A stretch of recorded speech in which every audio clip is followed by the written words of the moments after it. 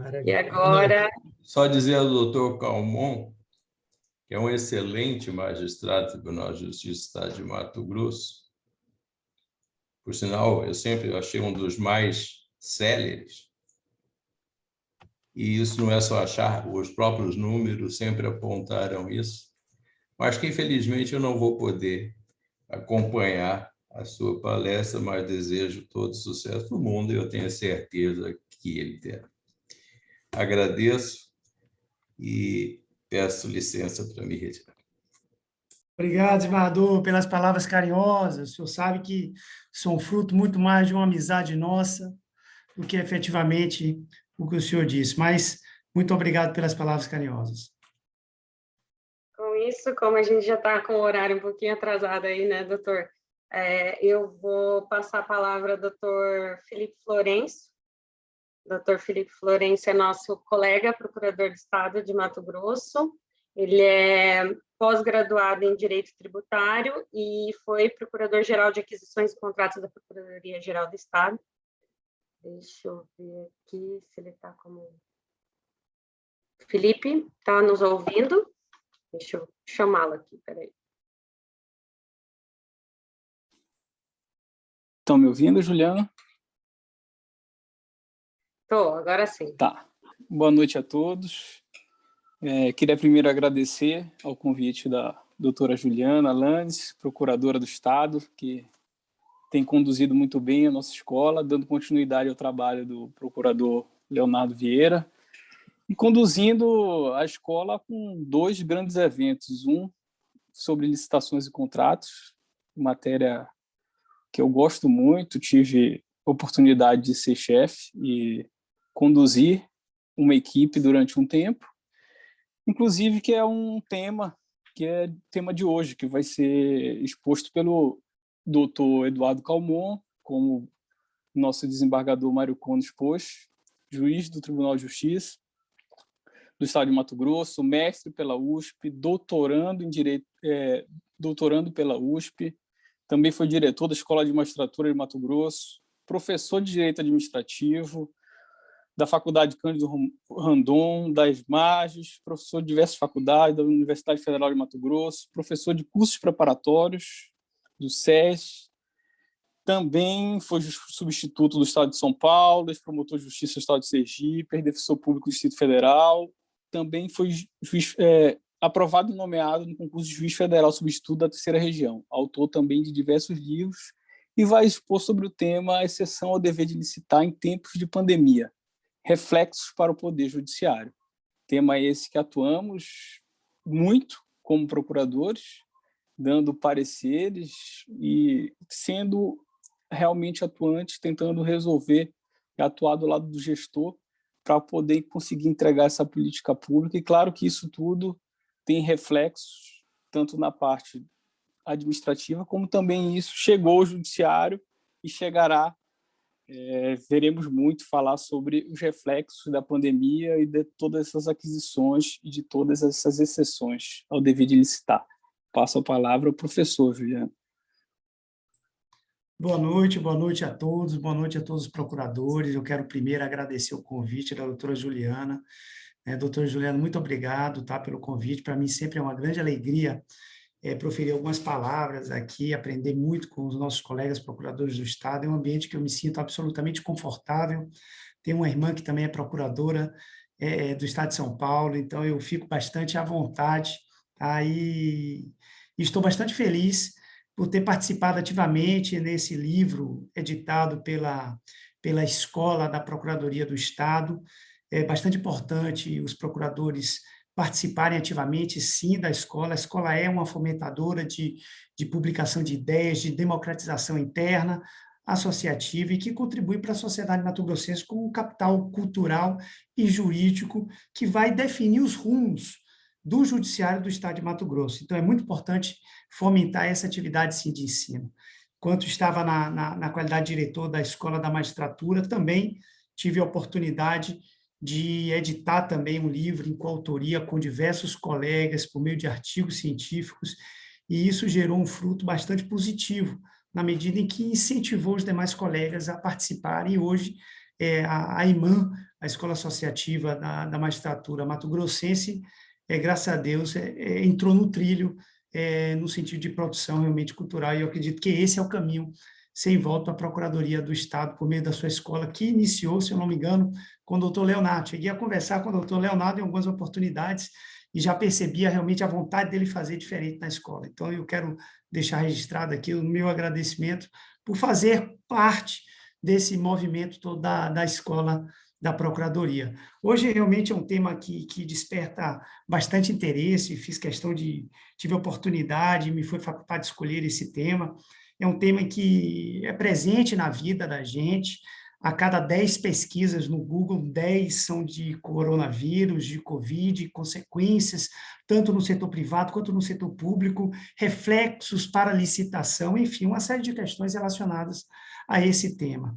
Nós não podemos jamais fugir da necessidade, realmente, da importância do que é um procedimento licitatório para a administração pública, principalmente quando se trata da questão da moralidade, da transparência, da publicização da forma de compra pública pelo Estado.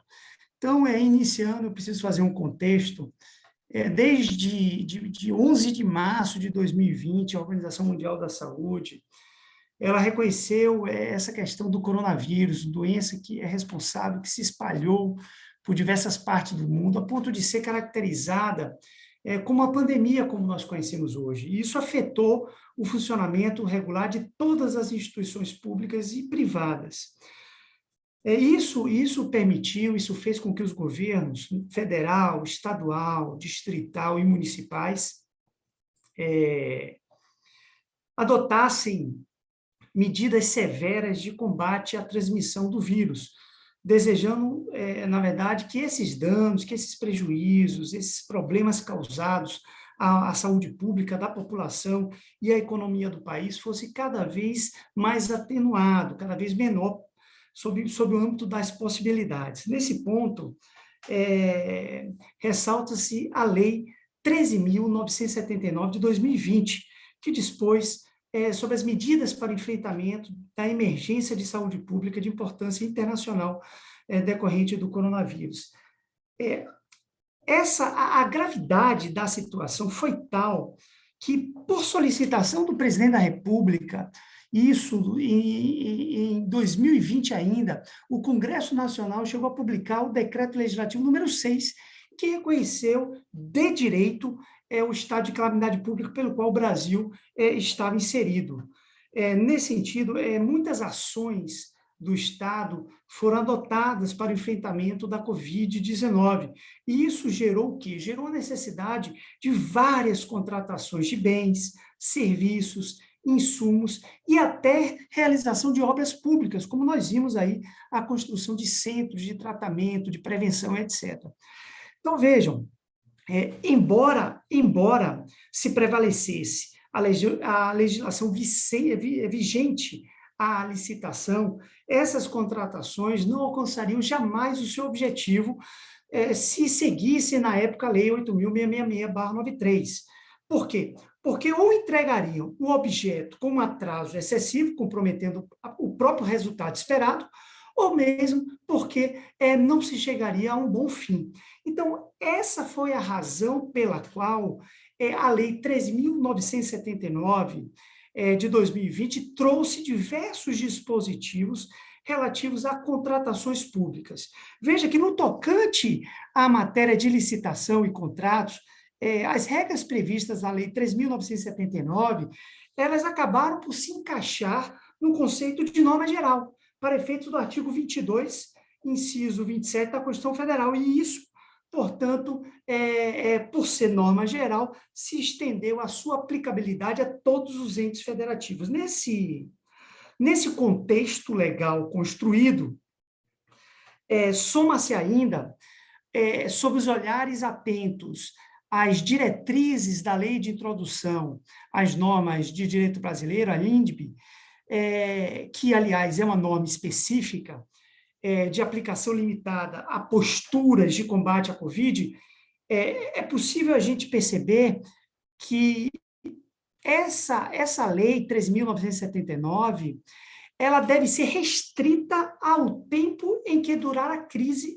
que ocasiona exatamente essa situação de enfrentamento ao vírus, ao coronavírus. Por isso, ela se enquadra na categoria de lei temporária e, por isso, devemos ficar sempre atentos a uma característica própria da lei temporária, que é a questão da ultratividade. Então, vejam, quando se fala de dispensa, de inexigibilidade, de licitação, ou seja, hipóteses em que estão dentro das exceções ao dever de licitar, nós temos que pensar que uma das medidas previstas na lei é a excepcionalidade de contratação de bens, serviços e insumos sem licitação, nos casos em que o objeto contratado tiver como finalidade exatamente o combate ao coronavírus. A propósito disso, vejam, senhores, que essa é exatamente a redação do artigo 4º da lei referida. Então, quando se trata de hipótese de contratação direta, temporária e destinada ao atendimento de uma política de saúde pública específica, qual seja, no caso, o enfrentamento de uma emergência decorrente do coronavírus, todo esse passado, todo esse contexto de combate à transmissão do vírus não pode ficar relegado, né? Então, aqui nós temos que ficar absolutamente atentos que contratos celebrados na época da vigência dessa situação deve-se continuar aplicando os preceitos da Lei 13.979. Então, para incidência das hipóteses previstas nessa lei, eu fiz uma divisão acerca da necessidade do preenchimento de requisitos específicos, classificados em 4 ordens. Requisitos de ordem temporal, requisitos de ordem material, requisitos de ordem formal e procedimental. Como requisito de ordem temporal, é preciso que estejamos atentos que o período de vigência ele está adstrito, enquanto durar o estado de emergência de saúde internacional. É o que dispõe o artigo 8º. Mas, afinal, qual é esse período? Pois então, a lei estabelecia até 31 de dezembro de 2020, ele foi prorrogado até 31 de dezembro de 2021, mas é uma situação que pode constantemente ser submetida a um efeito mais prolongado devido à situação que ainda está muito indefinida. Como requisito de ordem material, aqui nós tratamos do objeto da contratação, o núcleo do contrato, da contratação direta a ser celebrado. Então, vejam, não se aplica a obras públicas, refere-se apenas à contratação de bens, serviços, inclusive aqueles serviços que dizem respeito à engenharia e insumos. Com isso, eventuais obras necessárias para o combate ao coronavírus não poderiam ser contratadas pela dispensa da Lei 13.979. Entretanto, é claro que, uma vez configurada, e aqui está, uma vez configurada a situação de urgência e calamidade pública decorrente do coronavírus, a contratação da obra deve ter como fundamento o artigo 75, inciso 8º da Lei 14.133, que é a nova lei de licitações. Então, vejam, um outro ponto a ser levantado é a necessidade ou não da aquisição de bens novos. O artigo 4A, ele expressamente permite que a administração usar a dispensa para a contratação de equipamentos usados, inclusive os acessórios, seja permitido, no caso de uma contratação de serviço. É importante destacar que as ações de combate ao coronavírus devem ocorrer em diversas vertentes, o que isso demanda, na verdade, posturas públicas que nem sempre serão de cunho sanitário. Por exemplo, veja, é possível que haja uma contratação direta para serviços destinados a uma comunicação orientativa à população, como, por exemplo, uma questão publicitária de caráter informativo, de caráter orientativo, de convocação. Então, veja, embora não se trate especificamente de medidas que combatam o vírus, na verdade, são medidas reflexas que objetivam facilitar esse enfrentamento. Então, quando os fatos permitirem a dispensa de licitação e a contratação direta efetivamente vier a ocorrer, é preciso que nós nos atenhamos a, por exemplo, primeira situação. Para quem você quer enviar? Primeira situação. Qual é o período de vigência? Comprei isso na internet. Engraçado, a Siri, ela é danada, né? Ela funciona nos momentos que a gente menos quer. Mas vamos lá. Primeiro ponto, né? Então, qual é o período de vigência desses contratos, né? Então, vigora esse contrato durante o período de emergência de combate ao coronavírus. Perfeito, esse é o chamado lapso temporal. Há uma necessidade de atendimento imediato para o enfrentamento do vírus? Sim, perfeito. Já é o segundo ponto que vai permitir essa dispensa. Terceiro, há uma situação de risco em decorrência do coronavírus que compromete pessoas, obras, prestação de serviços de qualquer natureza, equipamentos e, eventualmente, outros bens públicos ou particulares? Sim. Passamos, então, para a quarta situação. Deve-se o que, então, fazer? Limitar essa contratação apenas àquilo que for necessário para o atendimento dessa situação de emergência. Então, vejam, embora a legislação permita haver uma presunção relativa desses elementos para fins de contratação direta, eu vejo que o gestor ele deve tomar um cuidado a mais, ou seja, um cuidado de expor nos autos cada um desses requisitos. Por quê? Porque, embora essa presunção seja relativa, então não haveria em tese a necessidade do gestor público demonstrar um por um dos elementos, nada mais justifica que ele apresente as razões pelas quais ele entende que cada um desses elementos está presente para a contratação direta. Isso é o objetivo, inclusive, resguardá-lo sobre um possível questionamento. Então, veja, essa presunção relativa, né, ela não afasta, em nenhuma hipótese, a necessidade de provar que, efetivamente, esses elementos estão presentes, né? Ela não afasta. Então, é preciso, claro, que seja acompanhada de uma motivação. Não seria razoável imaginar que simplesmente a réplica do artigo 4º da Lei 13.979 fosse suficiente para flexibilizar a contratação e, assim, abrir mão dos princípios que regem a administração pública, entre eles o da motivação. Então, é por isso que o gestor, né, o gestor administrativo, razoavelmente, a fim de saber se a hipótese configura ou não dispensa de licitação para fins de contratação direta, ele deve responder algumas perguntas, como, por exemplo, o objeto a ser contratado é bem, serviço e insumo? Outra pergunta, a Lei 13.979, ela está em vigor? Uma terceira pergunta, por que o bem?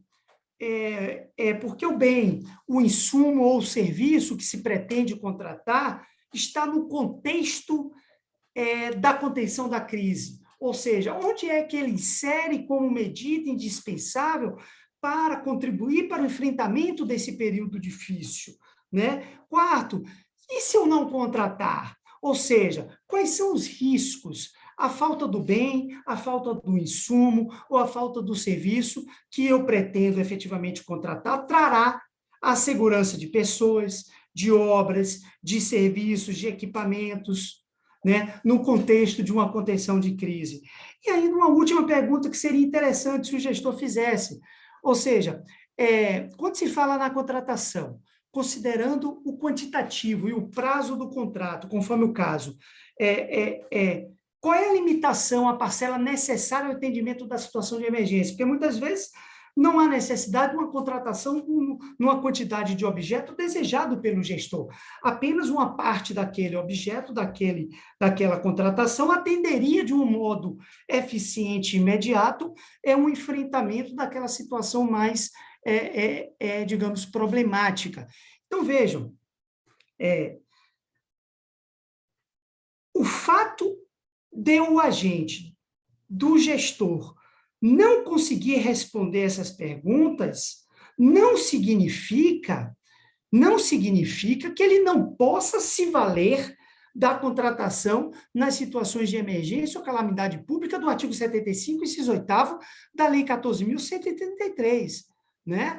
Claro que ele pode se valer do artigo 75, inciso 8º, de maneira subsidiária.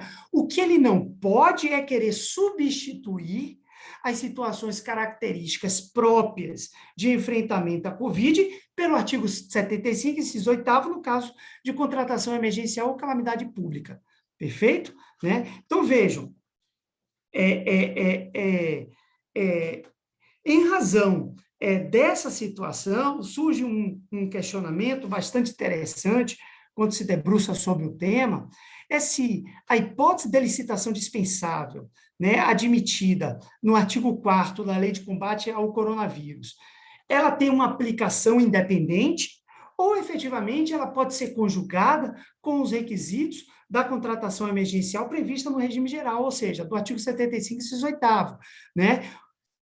Veja, minha posição, independentemente, né, do que uma parte da doutrina vem se manifestando sobre essa questão, eu entendo que o artigo 4º, ele traz um instituto novo, específico de dispensa de licitação, cuja incidência não depende de nenhum outro requisito, porque se assim fosse, haveria uma referência, né? Então, eu entendo de que o artigo 4º ele tem vigência independente, ou seja, não há necessidade de ser complementado por nenhum outro requisito previsto no regime geral das hipóteses excepcionais ao dever de licitar para fins de complementá-lo.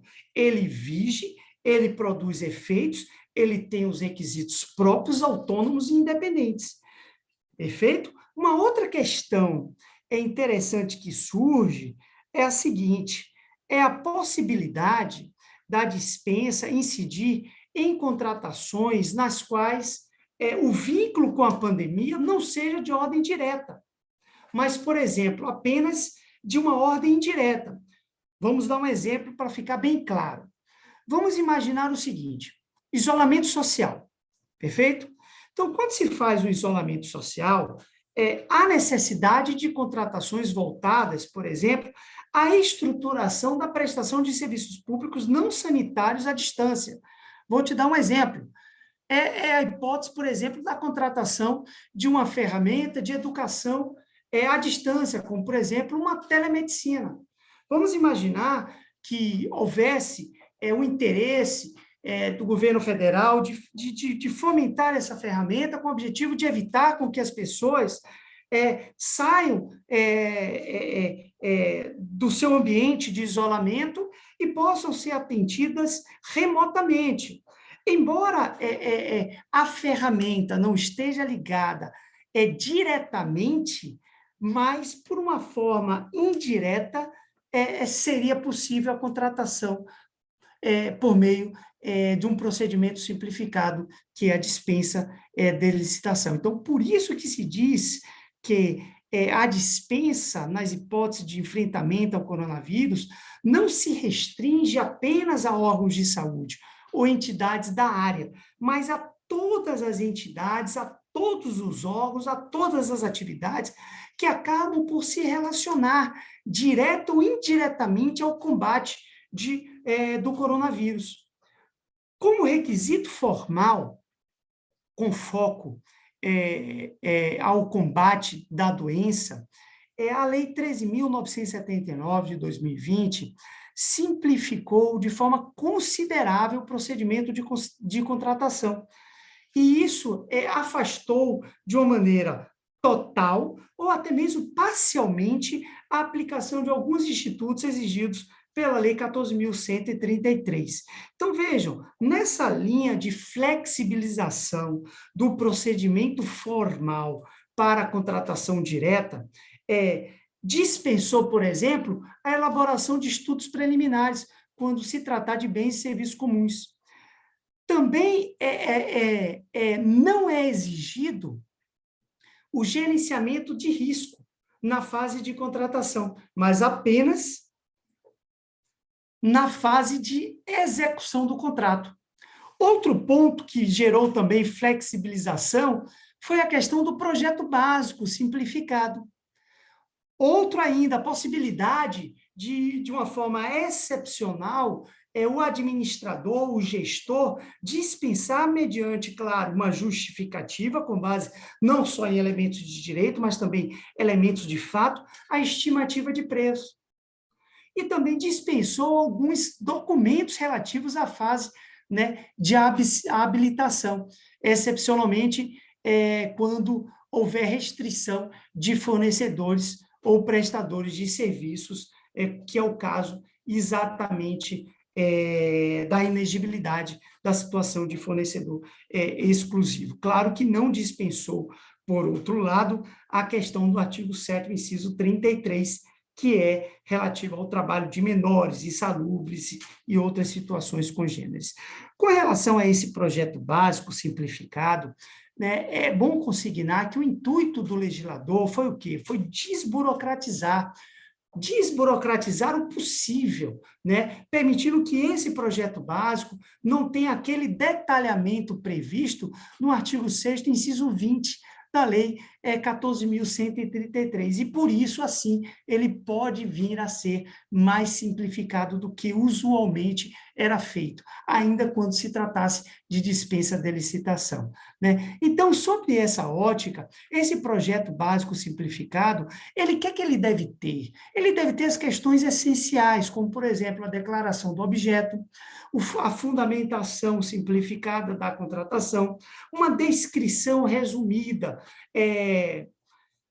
da solução apresentada, deve conter mais os requisitos de contratação, critérios de medição de pagamento, perfeito? Uma adequação orçamentária, ou seja, percebam que são elementos muito mais simplificados do que propriamente um projeto básico, né? Então, essas são questões que demonstram a necessidade de se dar a esse procedimento, que já o procedimento de dispensa, de inexigibilidade, já é simplificado, dar ainda mais simplicidade com o objetivo de acelerar essas contratações, porque não é possível o ente estatal esperar um procedimento mais amplo, mais, digamos, universal, mais generalista, porque a situação é uma situação que exige providências mais céleres, mais rápidas, para atingir um objetivo específico, né? Nessa linha, a administração ela deve, ainda de forma reduzida, justificar os preços contratados, inclusive com a indicação de eventual excepcionalidade da situação que fundamenta os preços que, porventura, forem elevados. Com relação à dispensa da exigência dos documentos de como eu falei, eu ressalto aqui que essa dispensa ela deve recair somente na hipótese de restrição de fornecedores ou prestadores de serviços. E isso nos faz presumir o quê? Que nos demais casos, esses documentos devem ser exigidos. Por quê? Vejam só, se o pessoal...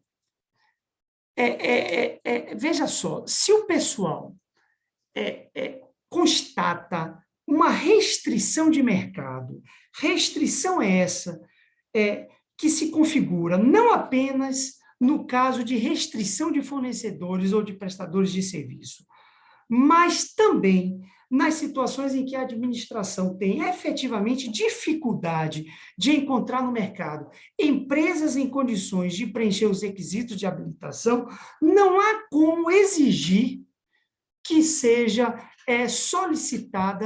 solicitados esses documentos relativos à habilitação. Então, isso, aliás, é uma inovação legislativa. Por quê? Porque permite o afastamento excepcional, mediante sempre justificativa, de uma apresentação de documentação relativa à etapa, não digamos a mais, mas uma das mais importantes da licitação, que é a etapa da habilitação, com exceção, claro, da prova de regularidade social, que nós já consignamos no artigo 7º, inciso 23, por uma questão de ser um próprio direito social previsto na Constituição, e por isso não pode ser flexibilizado, né? Muito bem. Quando se trata, por outro lado, de compras à pronta entrega, todos os documentos da habilitação podem ser dispensados, seja no todo ou em parte, independentemente de qualquer restrição de mercado. É isso o que dispõe o artigo 70, inciso 3º da nova lei de licitação. Então, vejam, surge uma seguinte pergunta aqui que nos faz refletir sobre essa questão. Se em relação ao fornecimento de bens para pronta entrega é possível dispensar a própria regularidade social do artigo 7º, inciso 23 da Constituição, por que não seria possível dispensar essa regularidade da Seguridade Social quando se tratar da hipótese de combate do enfrentamento ao coronavírus? Entendo que, para fornecimento de bens, para pronta entrega, a despeito da regra contida no artigo 4º, letra F, da Lei 13.979, né? Pela Lei 14.035, de agosto de 2020, por aplicação supletiva do inciso 3º do artigo 70 da Lei 14.133, o afastamento das exigências habilitatórias, né, não poderia se dar, inclusive, né, quando se tratar de enfrentamento ao coronavírus. Por quê? Porque, vejam, essas exigências foram regulamentadas pelo legislador ordinário, que admitiu o seu afastamento somente na hipótese de compra direta, compra imediata, pronta entrega. Mas, para as hipóteses de enfrentamento ao coronavírus, nós não poderíamos fazer essa aplicação subsidiária. Com um esforço interpretativo, por serem institutos semelhantes, caso houvesse uma pronta entrega para efeitos de enfrentamento do coronavírus, por se tratar de situações absolutamente idênticas, aí, em tese, eu poderia dispensar. Por quê? Porque se para a lei geral dispensa na hipótese de compra de pronta entrega, mas para a lei específica não há previsibilidade para tanto em relação às compras de pronta entrega, por um juízo hermenêutico de critérios isonômicos, não haveria razões pelas quais sustentar a não aplicação e a não dispensa, por ser questões absolutamente idênticas, mas tratando de assunto diverso. Então, nessas situações, poder-se-ia, sim, sustentar a dispensa do cumprimento do artigo 7º, inciso 33 da Constituição Federal. Vejam, essa interpretação, ela vem, na verdade, prestigiar uma ação mais eficiente por parte da administração, principalmente em situações situações de momentos emergenciais, né? Então, embora não haja previsão na Lei 14.035 de 2020, eu vejo que o gestor, na utilização da dispensa de licitação, ele pode aplicar essa regra do artigo 70, inciso 3º, e deixar de exigir os requisitos de habilitação apenas para compras de pronta entrega, ou seja, aquelas hipóteses em que ocorre o pronto pagamento e o pronto recebimento da mercadoria. Muito bem. Por último, como requisito de ordem procedimental, é inegável que deve haver uma justificativa da dispensa de licitação. É inquestionável que o aspecto procedimental ele deve recorrer à Lei 14.133. Por quê? Porque a Lei 13.979 ela não dispôs de procedimento, de como que o administrador vai efetivar a contratação direta. Então, nessa situação, nas hipóteses de dispensa de licitação destinadas ao enfrentamento do coronavírus, né, apenas naquilo, claro, que não conflite expressa ou implicitamente com o procedimento com a finalidade de proteção à saúde, devemos nos valer do procedimento da Lei Geral de Licitações, né? Então, surge uma seguinte indagação.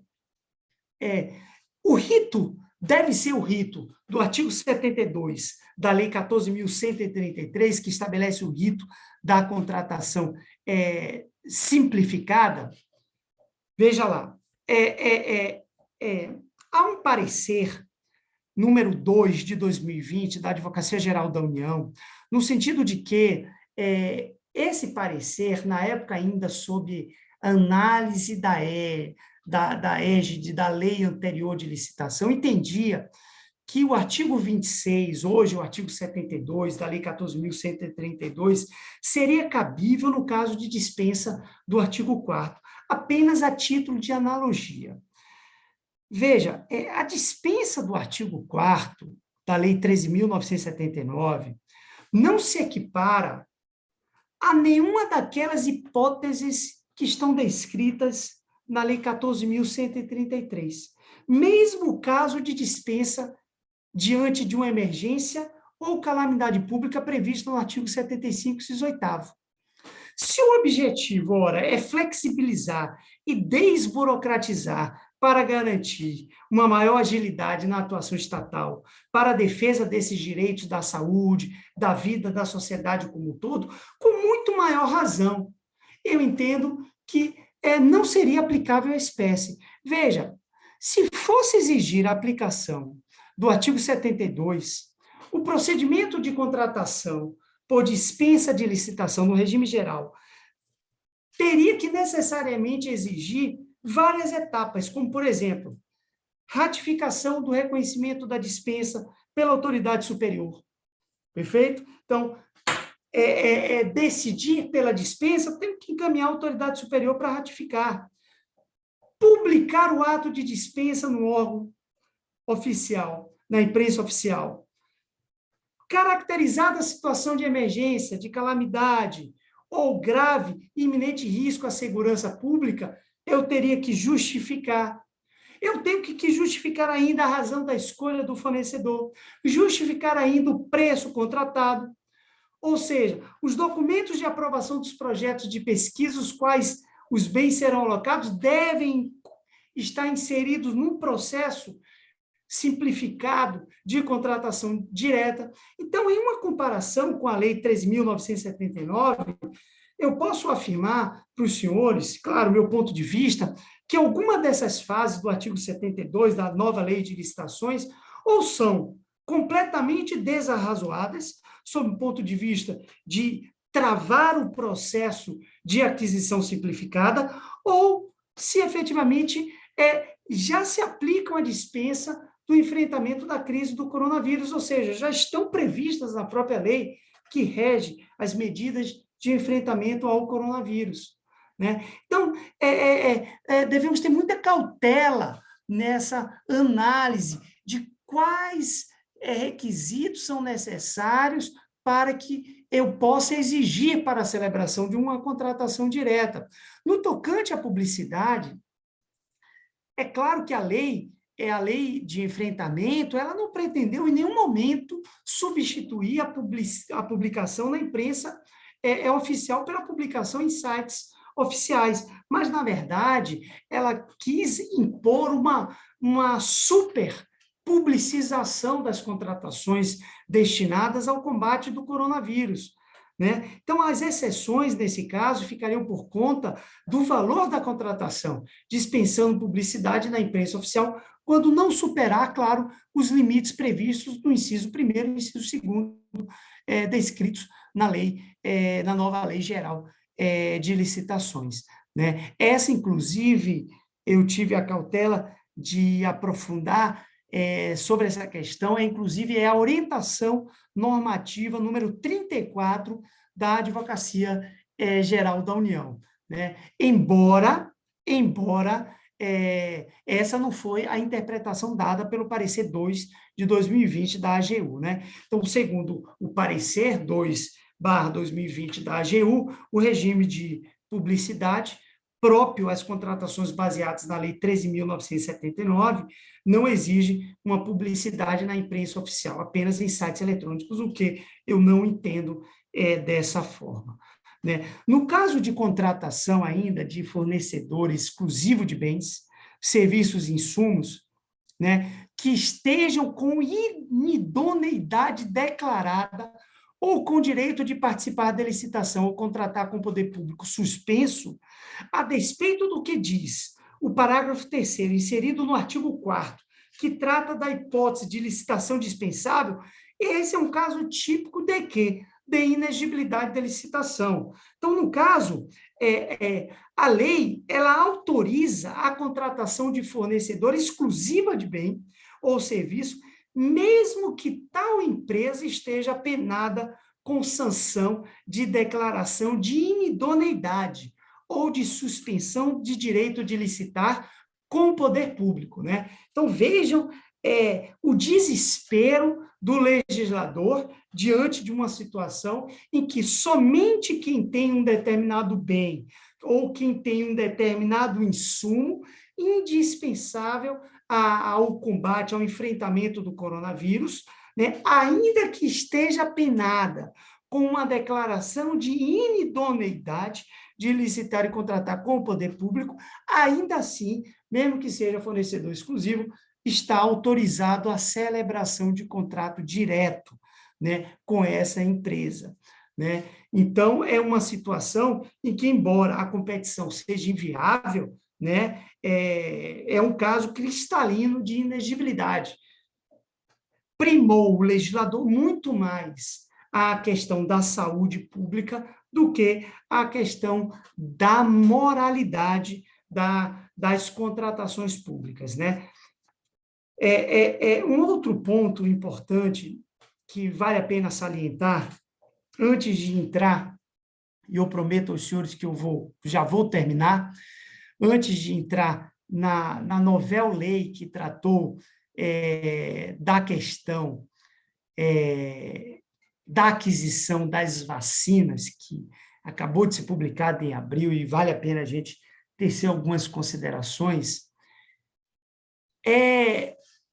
que esse arcabouço legal em estudo, a Lei 13.979, diante da gravidade do período em que o mundo, digamos assim, está vivendo, especialmente o Brasil, com taxas de mortalidade mais altas do que países que tiveram comportamentos diversos do escolhido pelo governo como um todo, deve ser dada uma interpretação a esse arcabouço legal que confira maior efetividade em relação ao objetivo da norma, que é o quê? Que é municiar, que é abastecer a administração pública de ferramentas, de arranjos institucionais necessários para combater a pandemia de uma maneira mais eficiente. Então, nesse sentido, o dispositivo legal, ele revela, na verdade, qualquer punição impeditiva do direito de licitar ou de contratar com a administração pública,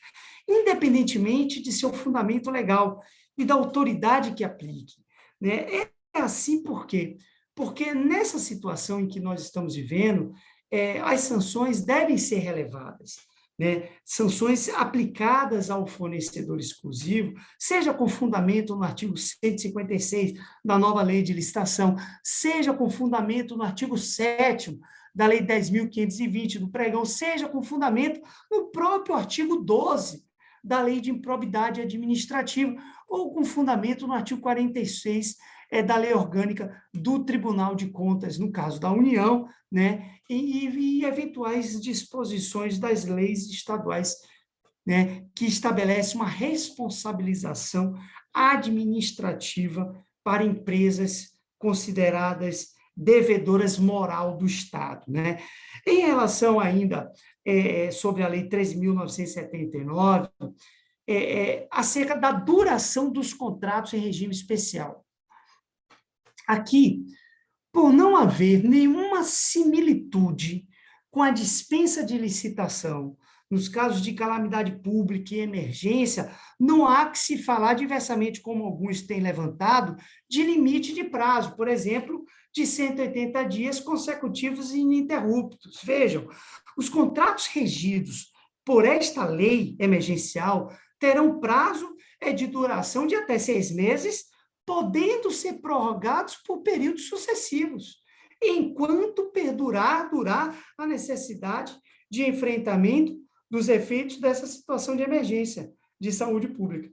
Então, uma vez assinado o contrato, com base na dispensa, né, previsto lá no artigo 4º da Lei de Combate ao Coronavírus, não precisa a administração pública iniciar uma nova licitação para suprir necessidades futuras, no caso de ser previsível que aquele serviço ou fornecimento deverá se perdurar mais do que 6 meses previsto na própria vigência inicial do contrato inicialmente celebrado. Né? Por quê? Porque ele pode ser prorrogado até enquanto durar a necessidade para atendimentos das emergências decorrentes do coronavírus. Então, eu destaco nessa questão dos contratos, por fim, do prazo dos contratos, que desde que esteja expresso no instrumento contratual, esses contratos também poderão ser alterados, como uma das cláusulas exorbitantes, de maneira unilateral pela administração pública, em até 50% do valor inicial atualizado. Então, esses acréscimos e essas supressões não seguem as normas gerais da lei nova de licitação, da Lei 14.133, mas sim os preceitos que elevaram o acréscimo e as supressões no tocante ao objeto atualizado até 50%, né? Então, vejam, o governo federal recentemente editou a Lei 14.124 de 2001, em que previu algumas regras específicas para aquisições de vacinas, em regime também de exceção ao dever de licitar. Essa é a mais nova regulamentação acerca do combate e enfrentamento ao coronavírus, a Lei 14.124 de 2021, de abril. Na linha legislativa, o governo federal editou essa lei, também de caráter nacional, e autorizou a administração pública, direta e indireta, a celebrar contratos e outros instrumentos, convênio, cooperação, com dispensa de licitação, em que possui 2 objetos. Primeiro, para aquisição de vacinas e insumos destinados à vacinação da Covid. Inclusive, pessoal, isso aqui é muito importante consignar, inclusive antes do registro sanitário ou da autorização temporária de uso. Tá? Então, digamos que surgiu uma vacina, né, com uma eficiência muito superior à que tem de mercado, com apenas uma dose, com um valor efetivamente mais baixo. ainda que não tenha registro sanitário ou autorização temporária de uso emergencial, é possível a celebração de contratos para aquisição dessas vacinas. E o segundo objeto é a contratação de bens e serviços de logística, tecnologia da informação e comunicação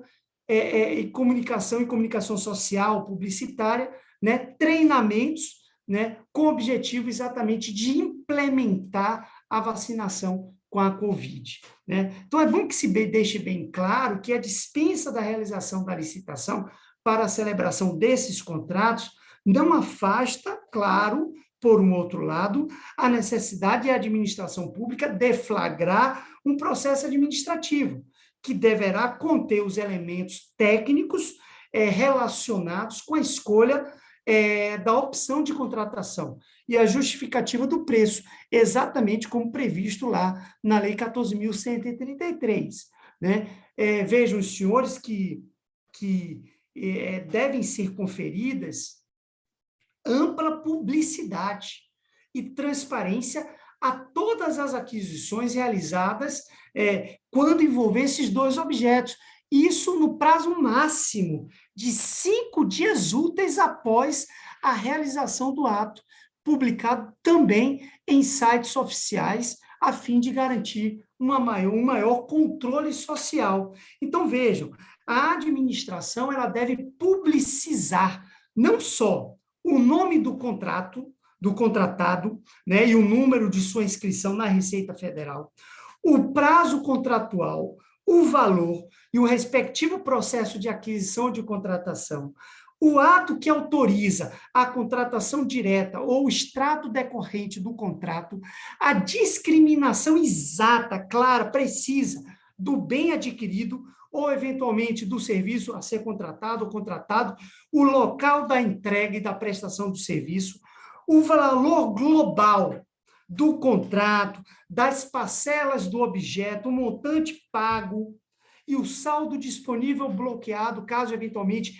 exista, eventuais informações sobre aditivos contratuais, quantidades que já foram entregues, prestadas a cada ente federativo durante a execução do contrato. Então, o objetivo é garantir o máximo de um controle social. Quando fala-se em controle social, é exatamente o controle não só dos entes federativos envolvidos, mas também dos órgãos capazes de exercer essa fiscalização. Ministério Público, procuradorias do Estado, procuradorias municipais, controle não só também desses órgãos públicos responsáveis por esse controle mais de caráter institucional, mas também um controle no sentido de permitir que a população, seja por meio de uma ação popular, questione a celebração desse contrato, seja por meio de alguma outra medida, né, um direito de petição, uma representação com o objetivo de fomentar a discussão, de fomentar a revisão desses contratos celebrados. Né? Então, é muito importante esse engajamento. Por isso, a necessidade da publicização mais detalhada possível de todas as etapas necessárias à celebração da contratação direta. Um outro ponto que eu ainda destaco, previsto também na Lei 13.979, é a questão do fornecedor exclusivo, né, do bem ou do prestador de serviço, desde que comprovadamente, nessa oportunidade, inclusive, permite-se a sua contratação, independentemente da existência daquela sanção de impedimento ou de suspensão. Agora a lei 14.124 de 2021 trouxe uma questão a mais, que não estava prevista na Lei 13.979. Qual?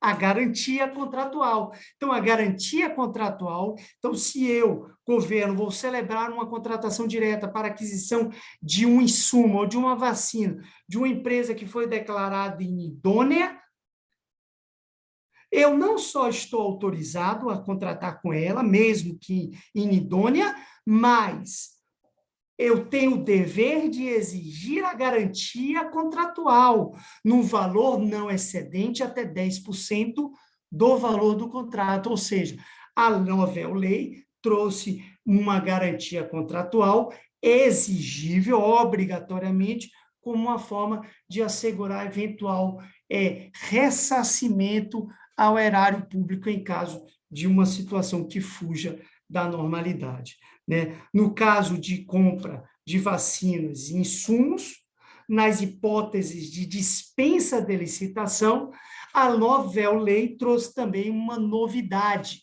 qual? A presunção de iure, ou seja, uma presunção absoluta. Então, aqui não há nem necessidade mais de justificar. Por quê? Porque se trata de uma presunção inquestionável. Que presunção é essa? Ora, se eu estou comprando a vacina nesse período, é claro que há uma presunção absoluta de ocorrência de uma situação de emergência de saúde pública que importa, né, que é de importância nacional e decorre do coronavírus, e, claro, de uma necessidade de pronto atendimento a uma situação de emergência em saúde pública, né? Portanto, aqui não se discute mais, nem admite qualquer ampliação do objeto. Um outro ponto ainda que desperta curiosidade sobre essa nova lei recai sobre a questão da oscilação de preços. Por quê? Porque os preços obtidos a partir de uma estimativa não impede a contratação pelo poder público por valores superiores decorrentes, eventualmente, de oscilações. Por quê? Porque, veja, embora tenha ocorrido uma negociação prévia com vários fornecedores, de acordo, claro, com a ordem de classificação, justamente para obter uma condição mais vantajosa, né? E, claro, há uma fundamentação nesse sentido, é inegável que pode ocorrer uma variação de preços praticados no mercado por algum motivo superveniente, por exemplo, um aumento significativo da demanda. Então, isso vai gerar necessariamente uma oscilação do preço.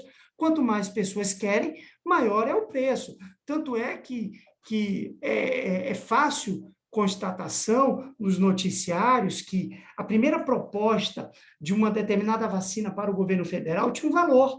Hoje, a proposta tem um valor diverso. Por quê? Porque naquela oportunidade a demanda ainda era pequena. Hoje a demanda é maior e cada tempo que se passar a demanda será maior.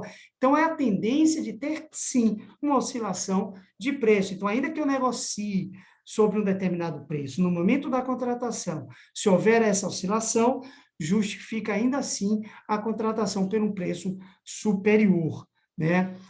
Um outro ponto, já para finalizar e abrir oportunidade para os debates, que eu acho que são muito mais construtivos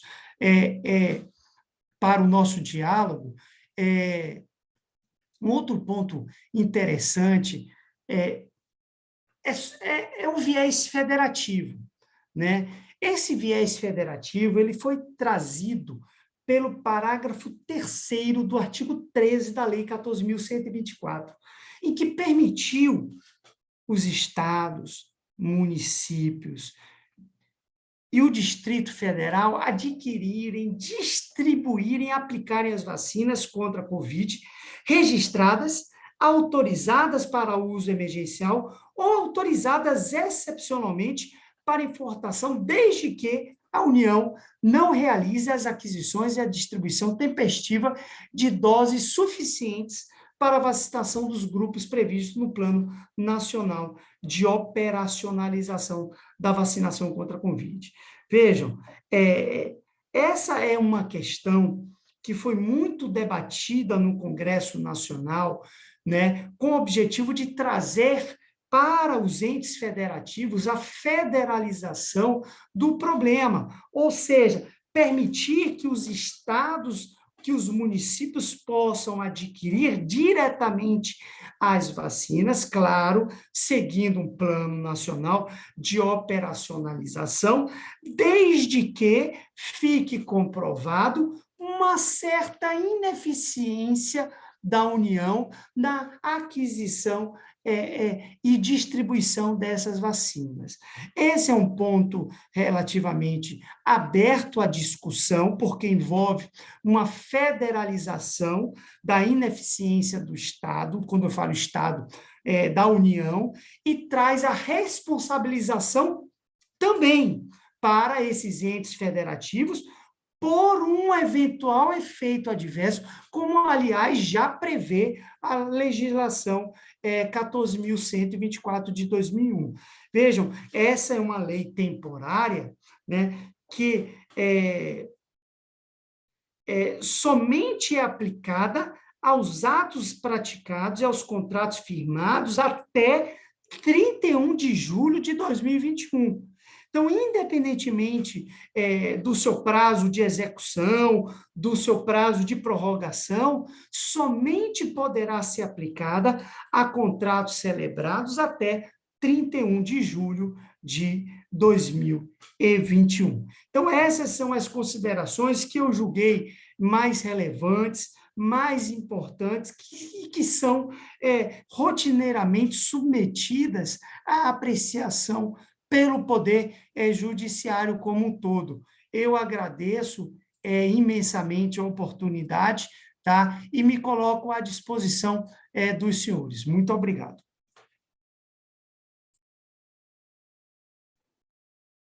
Obrigada, doutor.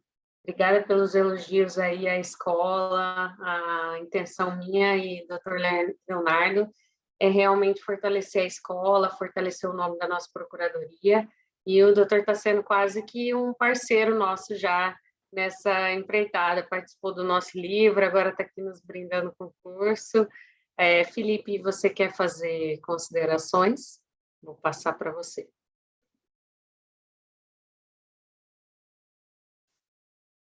Você está sem áudio, Felipe. Opa, agora sim, né? Agora sim.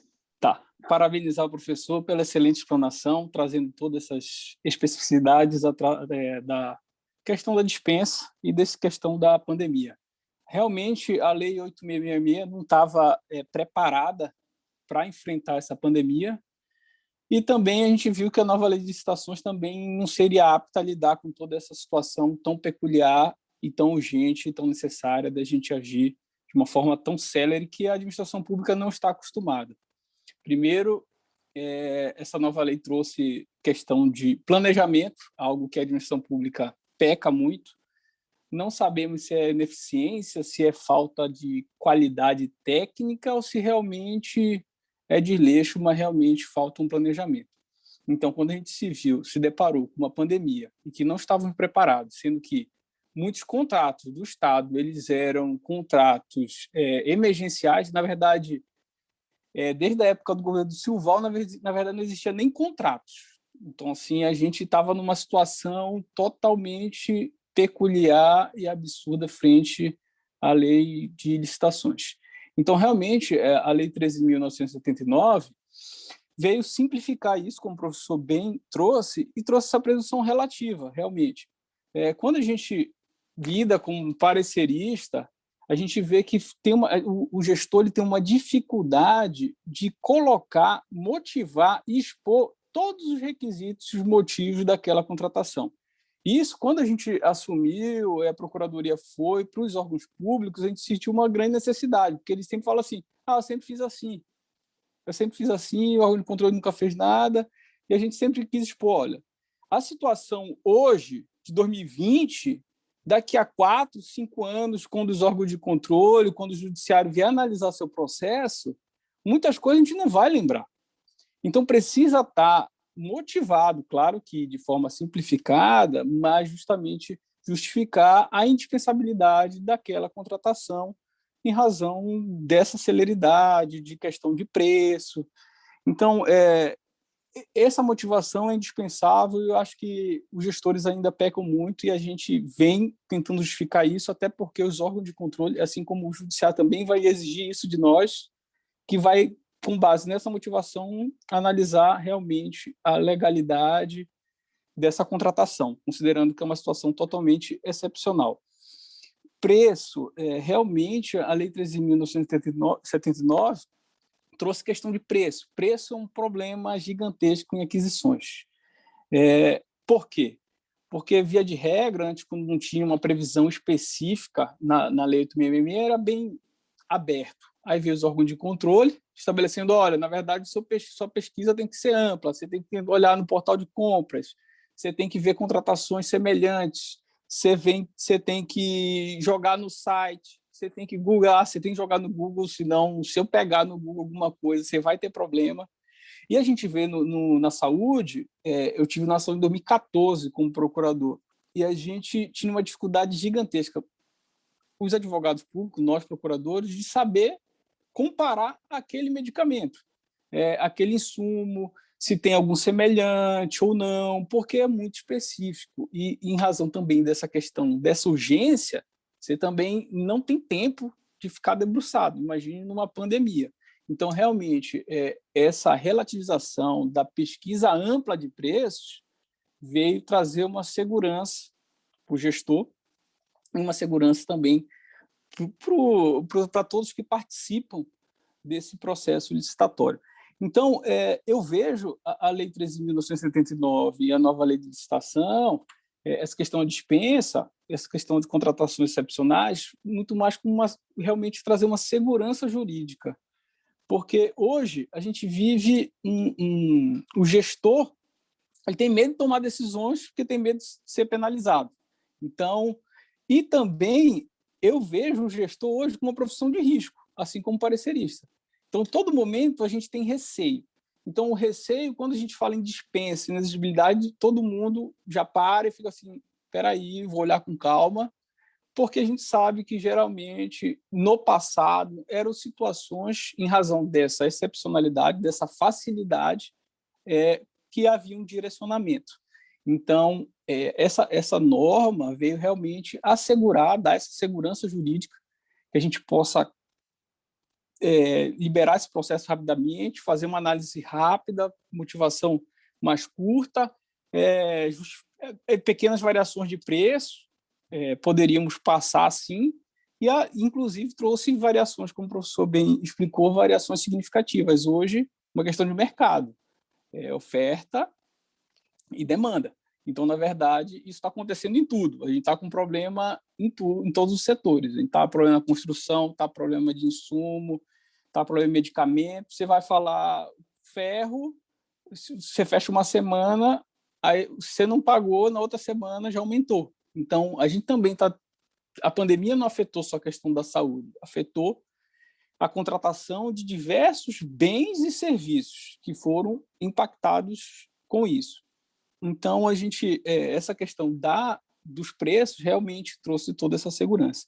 E o professor bem pontuou a questão da Lei 14.133, que trata... Não, 14.124, que trata de medidas excepcionais para aquisição de vacinas. A gente já vem assistindo uma grande discussão numa CPI, durante os órgãos de controle, aquisição de vacina e insumos, preço, relativização de cláusulas contratuais, é possível, não é? E a gente se viu em situações em que não haveria outra alternativa se eu não aceitasse aquelas condições impostas. É uma questão também de mercado. A gente tem que analisar sobre o aspecto de que a administração pública também está comprando, mas tem vários países adquirindo, vários estados, e aquela questão da melhor condição. A gente explica muito qual é o melhor preço e a melhor situação. A gente tem cláusulas exorbitantes na Lei 8.666, na nova Lei de Licitações, só que essa norma trouxe justamente essa relativização de cláusulas contratuais, relativização de gestão de riscos, que eu acho que é algo muito importante que trouxe, e a nova Lei de Licitação trouxe isso bem, porque antes a gente não tinha um espaçamente numa PPP, numa concessão, e hoje praticamente virou regra a gente definir gestão de risco, quem vai assumir risco em cada situação. E eu queria pontuar, quando eu falo sobre gestão do medo, uma profissão de risco, Tanto que, com base nessa lei, o ministro da Saúde, Eduardo Pazuello, fez uma consulta ao TCU perguntando: posso relativizar as normas de licitação, posso relativizar as normas de direito civil, posso relativizar as questões contratuais, posso assumir integralmente o risco em razão de eventual inexecução, posso afastar normas de caráter patrimonial, administrativo e financeiro, a Lei 4320. Então, assim, a norma já trazia várias situações peculiares, mas não satisfeito, até com receio, realmente, de sofrer algum tipo de penalidade em virtude disso, porque a gente sabe que nessas situações há abusos, sim. E o TCU veio pontuando, porque a norma já dizia, olha, a norma realmente trouxe a possibilidade da gente relativizar aspectos da lei de licitações, cláusulas exorbitantes. O Estado pode se colocar numa situação em que ele pode assumir riscos, mas a pessoa falou, não, o risco não pode ser integral, eu tenho que ter algum tipo de garantia. E, além disso, trouxe que não pode haver essa aquisição, essa assunção integral de riscos e nem afastar caso de dolo de culpa grave. A gente também trouxe que deve ser, como o professor bem justificou, deve ter a motivação de que a aplicação dessa norma, de que ela é indispensável, o afastamento dessas regras para a aquisição dessa vacina. Então, a gente tem que justificar, demonstrar, como o professor bem pontuou, de ser indispensável isso.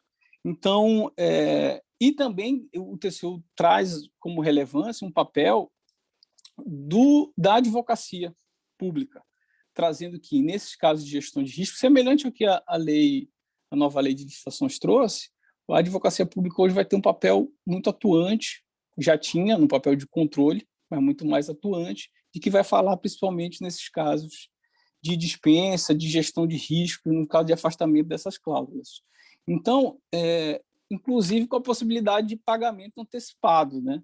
Que é algo que aqui em Mato Grosso a gente ouve falar bastante sobre VLT. Pagamos antecipado, recebemos até sem estar pronto. Então, a gente tem várias situações em que o Estado vai praticar situações excepcionais, claro que tem que haver garantia.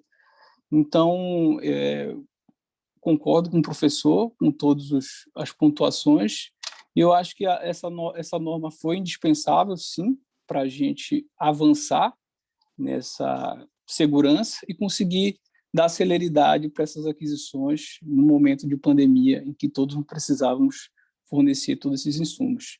E eu queria fazer uma pergunta ao professor, se o que o senhor espera, o senhor aguarda da aplicação dessas normas quando chegar ao judiciário. A gente já viu o judiciário intervindo em algumas questões de conflitos federativos, em questão de quem tem competência ou não para determinar certas restrições.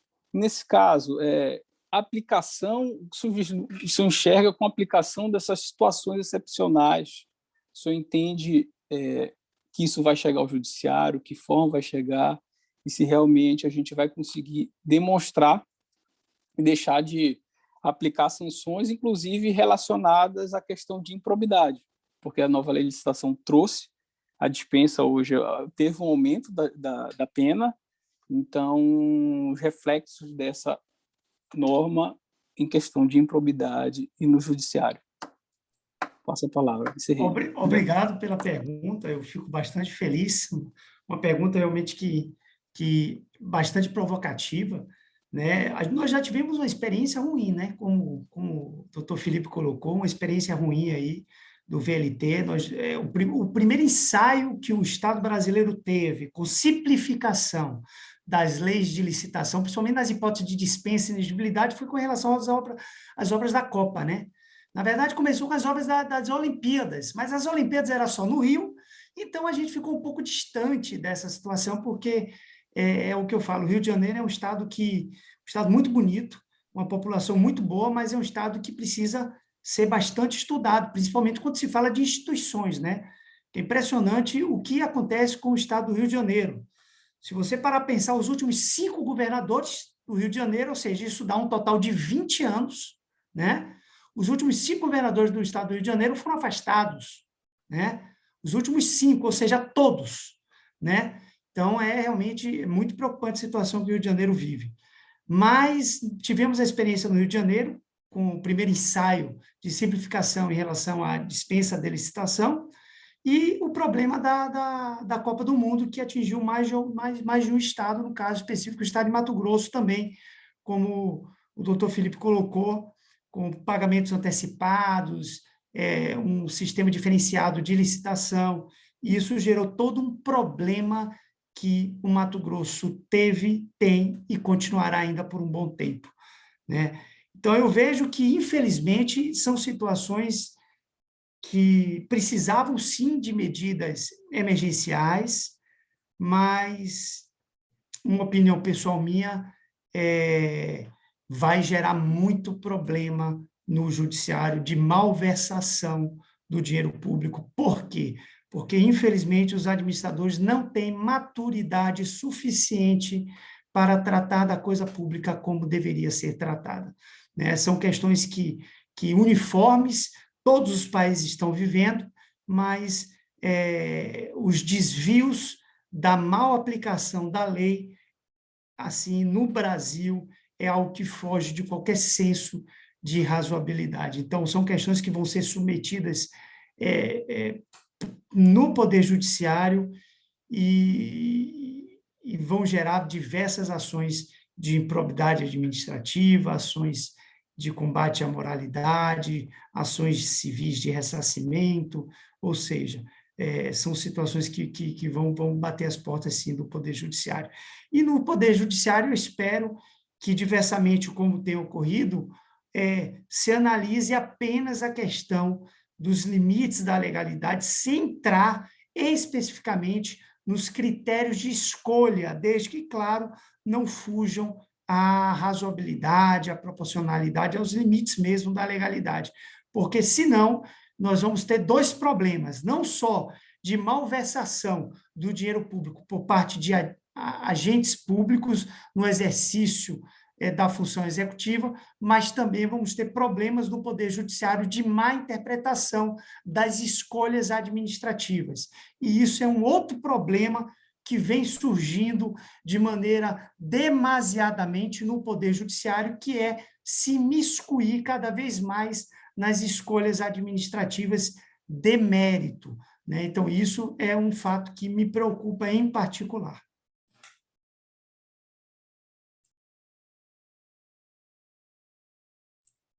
Doutor Felipe. Opa!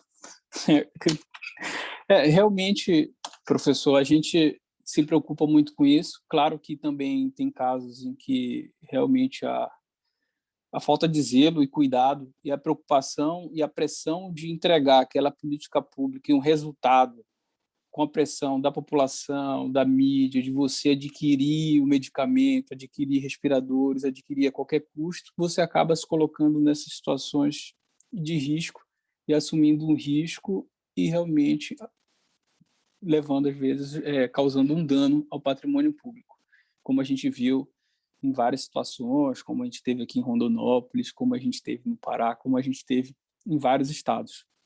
Então, realmente a gente tem que levar, eu espero que também o judiciário também aprecie essa situação, realmente se afastando um pouco dessa decisão do mérito, ou seja, dessa decisão da política, mas também levando em consideração que às vezes desvia, às vezes falhas em razão dessa preocupação, dessa questão de querer entregar, e realmente tem certas situações que o poder público ele se vê refém de certos fornecedores, como o senhor mesmo pontuou, a questão que a norma trouxe da habilitação, do afastamento da habilitação.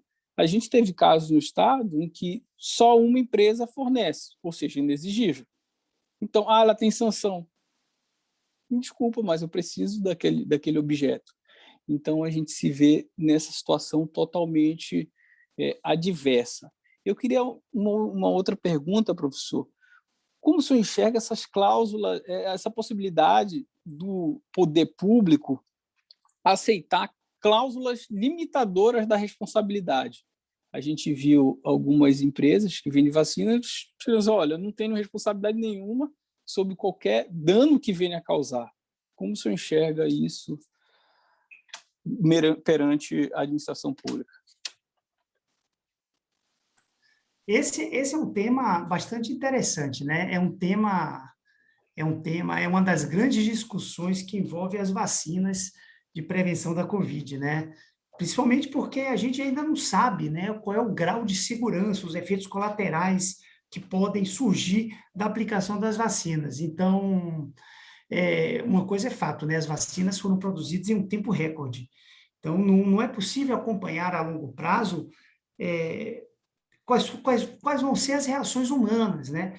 Então, veja, recentemente a Pfizer, né, que é um dos maiores laboratórios farmacêuticos do mundo, produziu uma vacina, né, com a Covid, já está sendo difundida, aplicada em diversas partes do mundo, inclusive aqui no Brasil.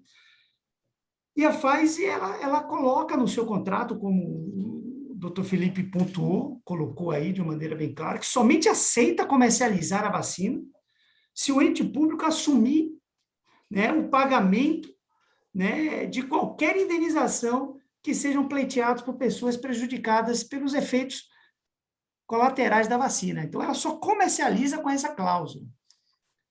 Então, se não tiver a cláusula, você não compra da Pfizer. Então, esse é um tema ainda juridicamente controverso, né? E há uma série de dúvidas se o poder público, poder executivo, poderia firmar ou não um contrato nesses moldes sem autorização legislativa, né?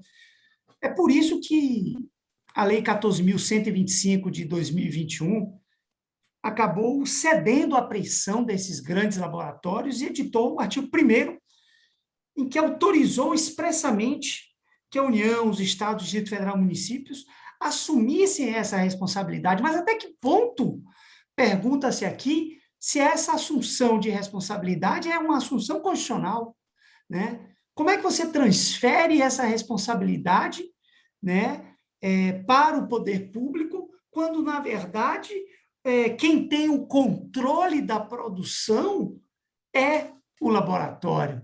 Então, eu tenho minhas fundadas dúvidas se essa cláusula contratual é uma cláusula válida, porque ela coloca o poder público em uma situação absolutamente hipossuficiente. Porque ou compra do laboratório ou não vacina. Não é verdade? Mas existem outras vacinas, mas não são suficientes para atender a demanda que o Estado precisa. Então, a gente sabe que isso, numa relação de direito privado, se fosse uma relação de direito privado, não é, mas se fosse numa relação de direito privado, seria uma cláusula nula de pleno direito por colocar uma parte de sobremaneira inferior à outra, uma parte, uma relação vertical de poder. Então, isso seria nula. Mas espera aí, o contrato é um contrato de direito público. Quem deveria ter uma prerrogativa que colocasse uma posição de superioridade deveria ser o Estado e não o particular. Mas aqui acontece o sistema inverso, né? Então, eu acredito que nós temos uma fundada dúvida da legalidade dessa cláusula e da constitucionalidade do artigo 1º, na parte final, que prevê a legalidade da assunção da responsabilidade civil pelo ente federativo, né? Então, eu vejo que essa questão, sim, poderá ser debatida em breve, né? Até porque nós desconhecemos os efeitos da vacina, né? Torcemos para que não haja nenhuma complicação, né? Mas, se houver, certamente será chamada a responsabilidade, porque eu acredito que essa cláusula não pode ser validada, principalmente diante de uma situação de hipossuficiência que o Estado brasileiro se encontra diante da aquisição do objeto que só tem a empresa fabricante de vacina. Eu acredito que é nesse sentido, mas eu acho que é um tema bastante interessante, né, até para uma produção científica aí dos colegas. Concordo com o professor, acho que realmente o Estado, nesse momento, está numa situação realmente que tem que aceitar, ou seja, eu entendo que há um defeito nesse negócio, vamos dizer, porque a gente está até saindo de contrato, no âmbito contrato administrativo, ou seja, que é uma prerrogativa. A gente vê com essa lei trazendo afastando a teoria geral dos contratos administrativos, afastando até a teoria geral dos contratos do âmbito civil, numa situação totalmente peculiar, afastando. Eu entendo que é um defeito no negócio jurídico. Eu estou numa situação em que eu não tenho outra alternativa a não ser aceitar realmente essa situação, e realmente o Estado vai se ver nessa situação. A gente vai haver cobrança, vai haver responsabilidade, isso é fato. Todo mundo sempre tenta colocar a responsabilidade no Estado, e realmente vai ter muita discussão, vai ser algo que a gente vai discutir, vai ter muita produção para a gente tentar chegar a um consenso. Muito obrigado, professor. Vou passar a palavra para a Juliana, até pelo adiantar da hora aí, que a gente já passou um pouquinho. Temos aqui, professor, vou fazer rapidinho 2 perguntas que o pessoal mandou, se o doutor puder esticar aí. O doutor Felipe Borges perguntou: professor, muita discussão surgiu a respeito da vigência da Lei 13.979, com o encerramento do Decreto Legislativo número 6 de 2020. Para alguns, após essa data, a lei não poderia mais ser aplicada, principalmente porque a decisão do STF, na ADI 6625, estendeu os efeitos somente dos artigos 3º ao 3º-J. Para outros, diante do arrastamento da pandemia e da ratio decidendi da decisão da ADI 6625, a Lei 13.979 ainda poderia ser aplicada na sua integralidade. Qual a sua opinião sobre isso? Pois é uma pergunta extremamente interessante, como as outras, né? Tem esse questionamento. Pois é, mas a lei, a 13.979, ela foi editada em razão de uma situação peculiar, e a situação peculiar, ela continua vigente. Efetivamente, houve essa decisão no Supremo Tribunal Federal, e há esse questionamento. Eu me posiciono no sentido de permitir a aplicabilidade dela enquanto estivermos diante dessa situação calamitosa relativa ao coronavírus, né? E quando essa situação vai cessar? Pois é, né? Uma coisa é certa, né? Quando não houver mais necessidade de aquisição de insumos, de vacinas, aí eu acredito que quando nós estivermos diante de uma situação controlável, aí eu acho que poderíamos reconhecer a cessação dos efeitos dessa lei temporária. E a doutora Issa perguntou: professor, em uma situação em que o contrato foi firmado sem levar em consideração a pandemia, poderia ser alvo de aditivo com apoio no direito provisório por tratar de objeto aderente ao enfrentamento da pandemia, podendo então acessar o limite de acréscimo aumentado de até 50%? Numa situação em que o contrato foi firmado sem levar em consideração a pandemia, se pode ser alvo de aditivo com apoio no direito provisório por tratar de objeto aderente? Não, porque aí é o seguinte, veja só, no momento em que, na minha opinião, no momento em que o contrato foi celebrado, tá? Em que o objeto dele não foi para um objeto relacionado à pandemia, ainda que ele indiretamente venha a influenciar no combate à pandemia, eu poderia não, porque no momento em que ele foi celebrado de acordo com aquele preceito da lei vigente. A lei alterou, mas permitir que essa lei ela retroaja para alcançar situações que não eram disciplinadas por ela, eu dar um efeito retroativo. Não, a lei que trata da pandemia, ela tem efeitos ultrativos, não retroativos. Eu acredito, se eu entendi muito bem a pergunta, eu acredito que seria nesse viés, tá? Bom, então é isso.